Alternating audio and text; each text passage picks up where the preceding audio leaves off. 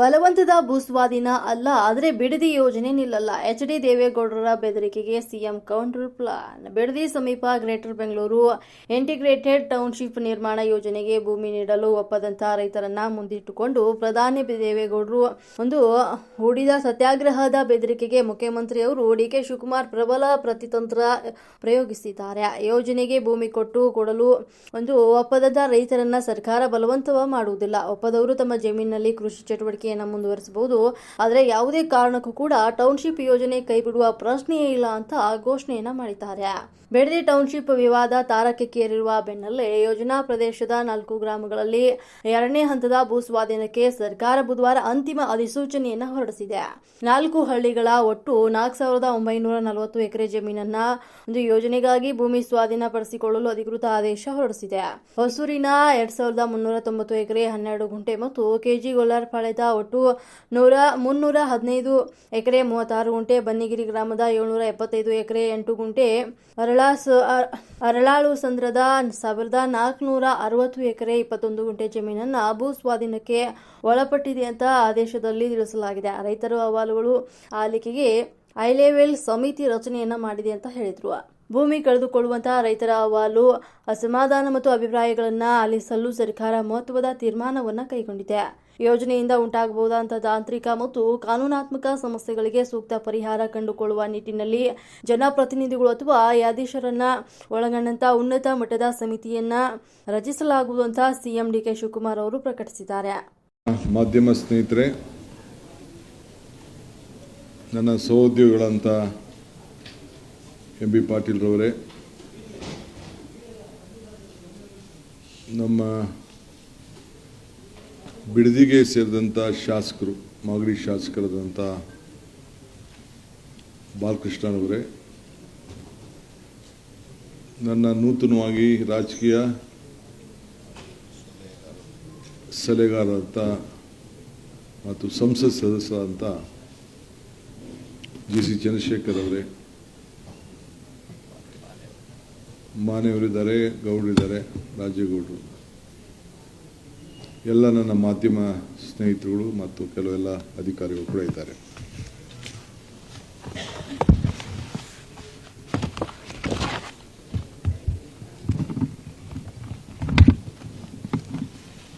ತಾವೆಲ್ಲ ಭಾಳ ದಿನದಿಂದ ನನ್ನ ಹತ್ರ ಬೇಕಾದಷ್ಟು ಸಂದರ್ಭದಲ್ಲಿ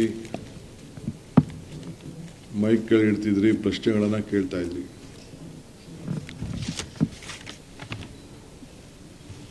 ಬಿಡದಿ ಯೋಜನೆ ಬಗ್ಗೆ, ಬಿಡದಿ ಟೌನ್ಶಿಪ್ ಬಗ್ಗೆ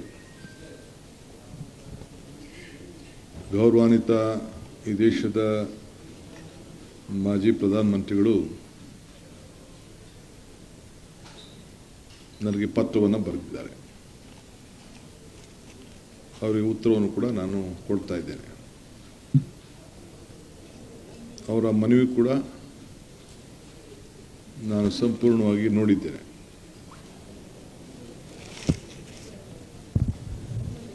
ಏನು ಮಾಜಿ ಮುಖ್ಯಮಂತ್ರಿ ಅಂತ ಅವರ ಸುಪುತ್ರರ ಯಾವತ್ತೂ ಕೂಡ ನಾನು ನನ್ನ ಕನಸಿನ ಯೋಜನೆ ಈ ಬಿಡದಿ ಟೌನ್ಶಿಪ್ ಅಂತ ನಾನು ಹೇಳೇ ಇಲ್ಲ. ನಾನು ಇದಕ್ಕೆ ಫೌಂಡೇಶನ್ ಹಾಕಿಲ್ಲ. ಏನು ನಮ್ಮ ಹಿರಿಯರು, ರೈತ ಬಂಧು ಹೋರಾಟಗಾರರು,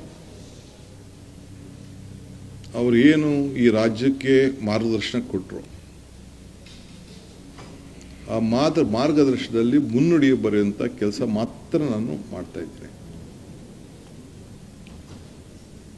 ಅನೇಕ ಮುಖ್ಯಮಂತ್ರಿಗಳು, ಇಂಡಸ್ಟ್ರೀಸ್ ಮಿನಿಸ್ಟರ್ಸ್ ಏನು ತೀರ್ಮಾನಗಳನ್ನು ಮಾಡ್ಕೊಂಡು ಬಂದರು, ಅದನ್ನು ನಾನು ಮುಂದುವರಿಸಿ ಅಂತ ಹೇಳಿದ್ದೇನೆ.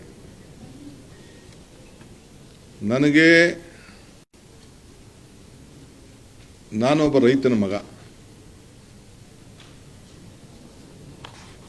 ನಾನು ಕಪಟ ವ್ಯವಸಾಯ ಮಾಡದೇ ಇದ್ರೂ ಕೂಡ ಹುಟ್ಟಿನಲ್ಲಿ ನಾನೊಬ್ಬ ರೈತನ ಮಗ. ಭೂಮಿ, ರೈತನ ಬದುಕಿನ ಬಗ್ಗೆ, ಅವನ ಶ್ರಮದ ಬಗ್ಗೆ ನನಗೆ ಆದಂಥ ವೈಯಕ್ತಿಕವಾದಂಥ ಅನುಭವ ಇದೆ. ನಾನು CM ಆಗಿರೋದು ಪಾಪ ಕೆಲವರಿಗೆ ತಡ್ಕೊಳಕ್ ಸಾಧ್ಯನೇ ಆಗ್ತಾ ಇಲ್ಲ, ನಿದ್ರೆ ಬರ್ತಾ ಇಲ್ಲ. ಈ ರಾಜ್ಯದ ಅಭಿವೃದ್ಧಿ, ಜನ ತೋರಿಸಿರೋಂಥ ಪ್ರೀತಿ ಸಹಿಸಕ್ ಆಗ್ತಾ ಇಲ್ಲ. ನನ್ನ ಜೈಲಿಗೆ ಕಳಿಸ್ಬೇಕು, ಜೈಲಿಗೆ ಹೋಗೋದಕ್ಕೆ ಎಷ್ಟು ವರ್ಷಗಳಿಂದ ಸಂಚುಗಳು ನಡಿ. ಈಗ ತಮಗೆ ನಾನು ಹೇಳೋದಿಷ್ಟೇ, ನಾನೀಗಾಗಲೇ ಹೇಳಿದ್ದೇನೆ,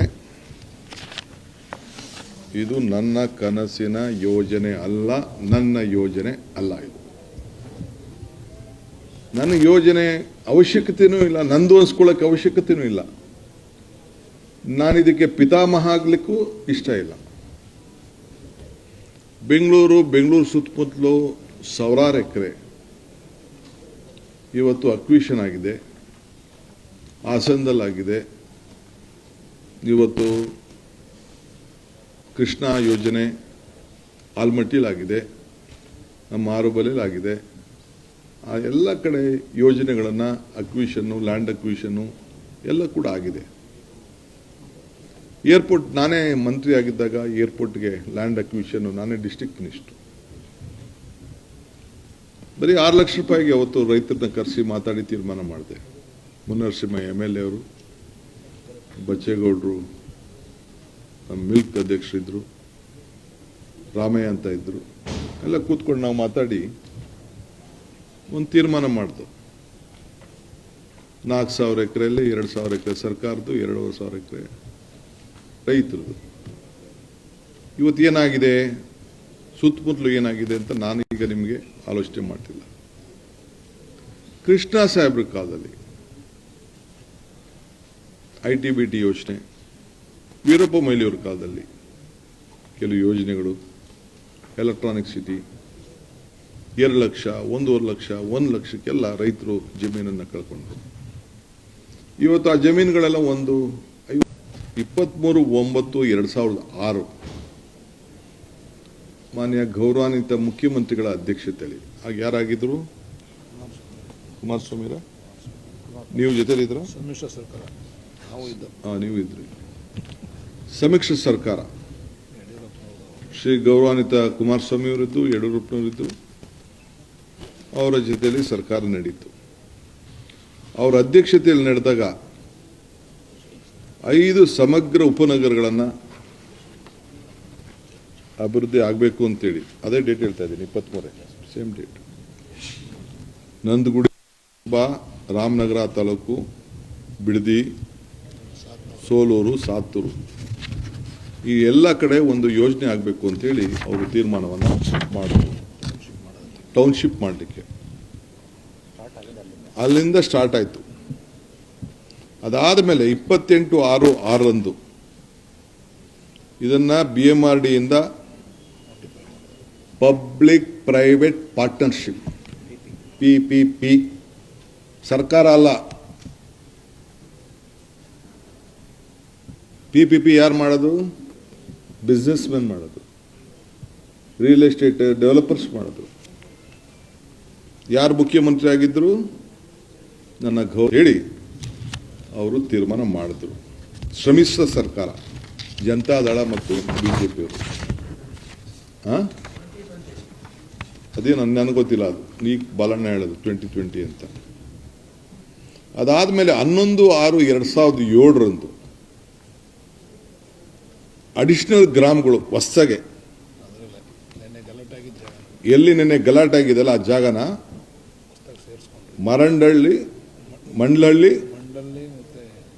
ವಡೇರಳ್ಳಿ ಭಾಗಶಃ ಗ್ರಾಮಗಳನ್ನು ಹೊಸದಾಗಿ ಇವತ್ತು ಆ ಟೌನ್ಶಿಪ್ ಒಳಗಡೆ ಸೇರಿಸಬೇಕು ಅಂತೇಳಿ ಜನತಾದಳ ಮತ್ತು BJP.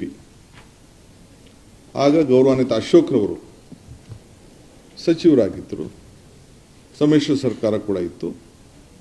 ಗೌರವಾನ್ವಿತ HD ಕುಮಾರಸ್ವಾಮಿ ಅವರು ಈ ರಾಜ್ಯದ ಮುಖ್ಯಮಂತ್ರಿಯಾಗಿ ನಾನು ಕೂತಿರುವಂಥ ಜಾಗದಲ್ಲಿ ಅವ್ರು ಕೂತ್ಕೊಂಡಿದ್ದರು. ಸೊ ತಿರ್ಗಾ 2010ಕ್ಕೆ ಬಂತು. ಆ ಸಂದರ್ಭದಲ್ಲೂ ಕೂಡ ಯಡಿಯೂರಪ್ಪನವರು ತಿರ್ಗಾ ಒಂದು ಸಮಗ್ರವಾದ ಉಪನಗರ ಯೋಜನೆಯನ್ನು ಮುಂದುವರಿಸಬೇಕು ಅಂತೇಳಿ 2ನೇ ಬಾರಿಗೆ ಗ್ಲೋಬಲ್ ಟೆಂಡರ್ನ ಕರೆದು PPP ಮಾಡಲಲ್ಲಿ ಅವರು ಕೂಡ ಆಹ್ವಾನವನ್ನು ಕೊಟ್ಟರು. ಆಗ ಕೂಡ ಅಶೋಕ್ ರವರು ಸಚಿವರಾಗಿದ್ದರು. ಅವರು ಕೂಡ ಅದಕ್ಕೆ ಸಚಿವರಾಗಿದ್ದರು. ಅದಾದ ಮೇಲೆ ತಮಗೆ ನಾನು ಹೇಳೋದು,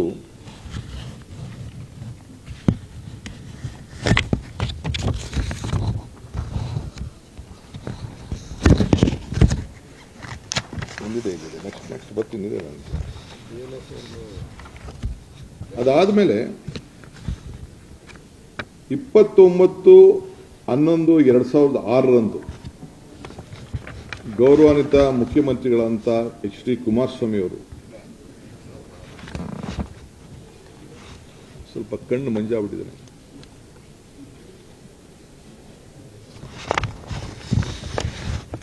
ಈ ಭೂಮಿಯನ್ನ ಇದು ಗಮನದಲ್ಲಿಟ್ಕೊಳ್ಬೇಕು.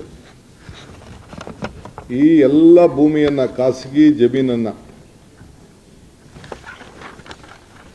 29/11/2001 ಸರ್ಕಾರದ ಆದೇಶ, ಇದು ನಾನು ಓದ್ತಾ ಇರೋದು, ಕರ್ನಾಟಕ ರಾಜ್ಯ ಪತ್ರ, ಅಧಿಕೃತವಾಗಿ ಪ್ರಕಟಿಸಿದಂಥ ವಿಶೇಷ ಪತ್ರ. ಈ ಯೋಜನೆಯಲ್ಲಿ ಘೋಷಿಸಲ್ಪಟ್ಟ ಮೇಲ್ಕಂಡ ಗ್ರಾಮದಲ್ಲಿ ಯಾವುದೇ ಪ್ರಾಧಿಕಾರವಾಗಲಿ ಅಥವಾ ಯಾವುದೇ ವ್ಯಕ್ತಿಯಾಗಲಿ ಬೆಂಗಳೂರು ಮಹಾನಗರ ಪ್ರದೇಶ ಅಭಿವೃದ್ಧಿ ಪ್ರಾಧಿಕಾರ ವತಿಯಿಂದ ಪುನರ್ವಸತಿ ಪೂರ್ವಾನುಮತಿ ಪಡೆಯದೆ ಯಾವುದೇ ರೀತಿಯಲ್ಲಿ ಅಭಿವೃದ್ಧಿಗೆ ಅನುಮತಿ ಕೊಡತಕ್ಕದ್ದಲ್ಲ ಅಂಥೇಳಿ ಇದನ್ನ ರೆಡ್ ಝೋನ್ ಆಗಿ ಇದನ್ನ ಇಟ್ಟರು ಅವತ್ತು ಮಾನ್ಯ ಶ್ರೀ ಕುಮಾರಸ್ವಾಮಿ ಅವರು. ಇದರ ಅಲ್ಲದೆ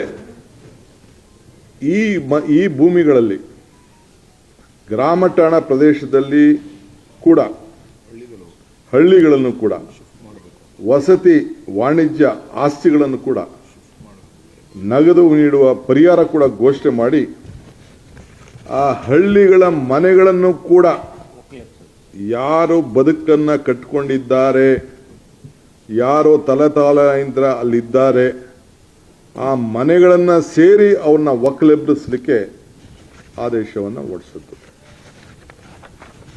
ಅವ್ರಿಗೇನೇನು ದುಡ್ಡು ಕೊಡಬೇಕು ಅಂತ ತೀರ್ಮಾನ ಕೂಡ ಮಾಡಿದ್ರು. 600 ಅಡಿ ಮನೆ ಇದ್ರೆ 9,000 ಅಡಿ ಕೊಡಬಹುದು, 600 ಚದರ ಇಂದ 9,000 ಇದ್ರೆ 1,200 ಅಡಿ ಕೊಡಬೇಕು. ಸೊ ಹಂಗಂತೇಳಿ ಅವ್ರದೇ ಆದಂಥ ವಿವರಗಳನ್ನು ಕೊಟ್ಟು 2,400 ಅಡಿ ಮೇಲಿರುವಂಥ ನಿವೇಶನ ಮನೆ ಇದ್ರೆ ಅವ್ರಿಗೆ 3,000 ಕೊಡ್ಬೋದು ಅಂತೇಳಿ ಅವರೇ ತೀರ್ಮಾನ ಕೂಡ ಮಾಡಿದ್ರು. ಅದಲ್ಲದೆ ಪ್ರೈವೇಟ್ ಡೆವಲಪರ್ DLFಗೆ ಪತ್ರ ಕೂಡ ಬರ್ಸಿದ್ರು. ಅವರು ಏನು, ನೀವು ಜಾಗ ಇದೆ, ನೀವು ಬನ್ನಿ, ರಿಯಲ್ ಎಸ್ಟೇಟ್ ಅಂತ ಹೇಳ್ತಾರಲ್ಲ ನಮ್ಮ ಅಣ್ಣ, ಜಾಗತಿಕ ಟೆಂಡರ್ ಕರೆದು ಆ DLF ಅವ್ರ ಹತ್ರ ದುಡ್ಡು ಕೂಡ ಕಟ್ಸ್ಕೊಂಡ್ರು. ಪಾಪ 400 ಕೋಟಿ ರೂಪಾಯಿ. ಯಾರು